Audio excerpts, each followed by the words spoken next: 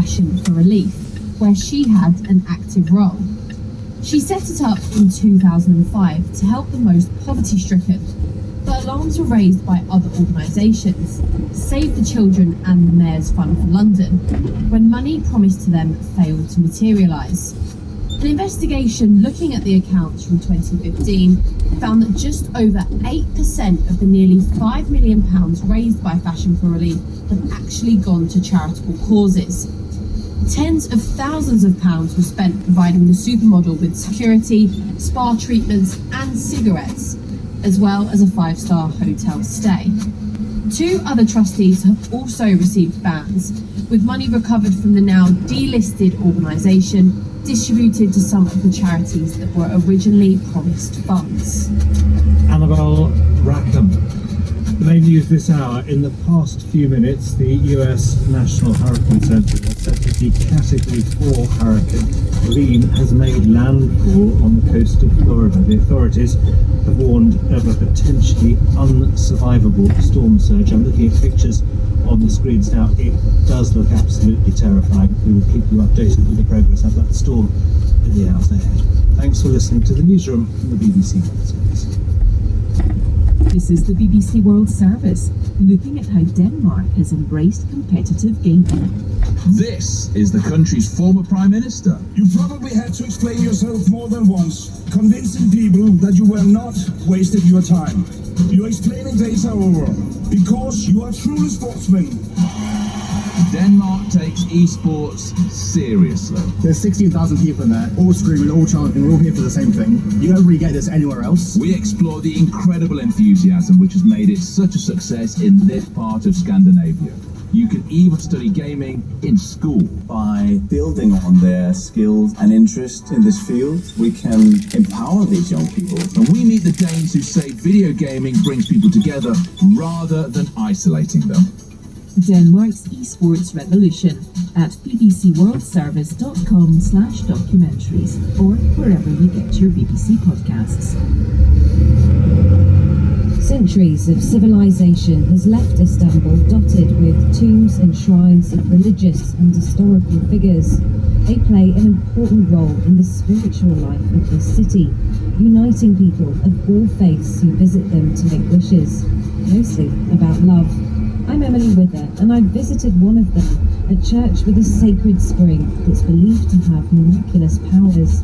That's Heart and Soul after the latest BBC News. BBC News with Neil Nunes.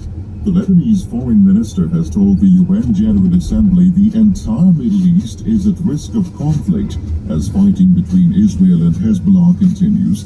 Abdallah Abu Habib said urgent international intervention was required. Hurricane Helene is beginning to move ashore along the coast of Florida's Big Bend, south of the state capital Tallahassee. Officials have warned of a potentially unsurvivable 6-meter storm surge. Japan's governing Liberal Democratic Party is voting for a new leader today in a ballot which will determine who becomes the next prime minister. The election was counted. The resignation of Fumio Kishida following a series of scandals. The leader of Sudan's paramilitary RSF has told the UN General Assembly by video he's ready to implement a nationwide ceasefire. Mohammed Hamdan Daglo's forces are confronting a new army offensive in Khartoum. US media reports say multiple Iranians will face criminal charges on suspicion of hacking into the email accounts of people working on Donald Trump's presidential campaign. Iranians allegedly gained access to files of Mr. Trump's advisors. Marches have been taking place in Mexico to mark the 10th anniversary of the abduction and presumed murder of 43 student teachers by state forces. A report by Argentina's Statistics Institute shows that more than half the population is living in poverty. President Javier Milei's government has slashed subsidies for transport, fuel and energy as it seeks to curb inflation. The authorities in Colombia have warned that water levels in the tributaries of the Amazon River running through the country have been reduced by as much as 90%. They said the lack of water was having a serious impact on indigenous communities. BBC News.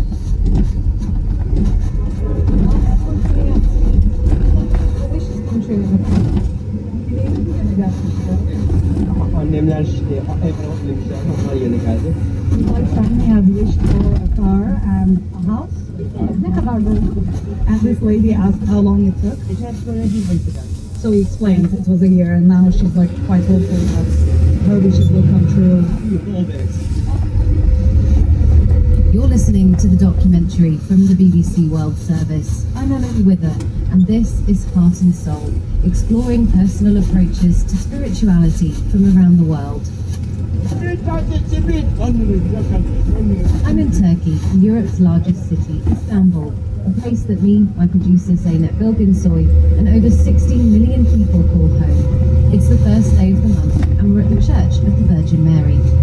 It's quite an incredible scene. There is this enormous line, mostly of women, that stretches all the way up the hill. It runs for about a kilometre.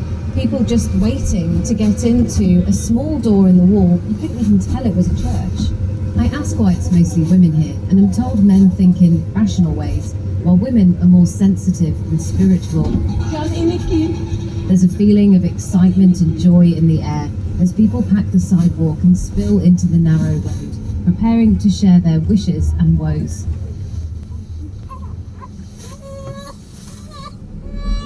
Across the road, in the shade of a large umbrella, a mother from Azerbaijan feeds her 15-day-old baby, a wish that came true.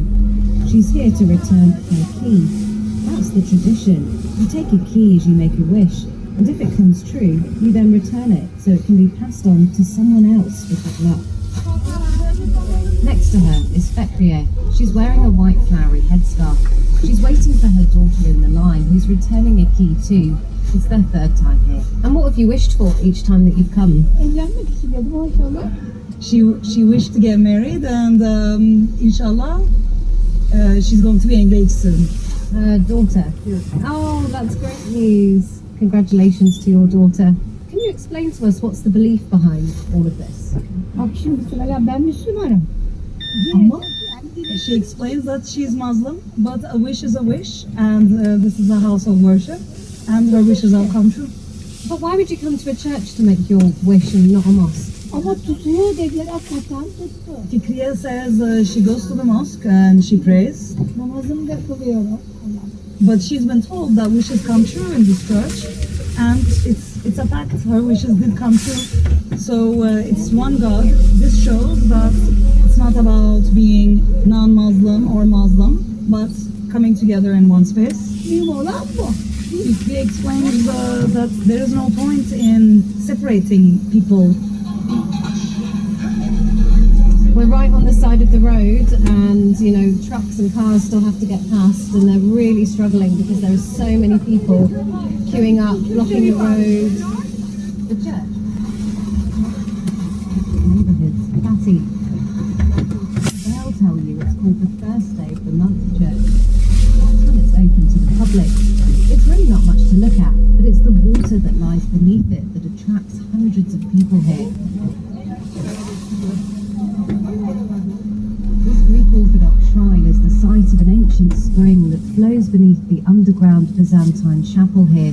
The water, miraculous and spiritual powers.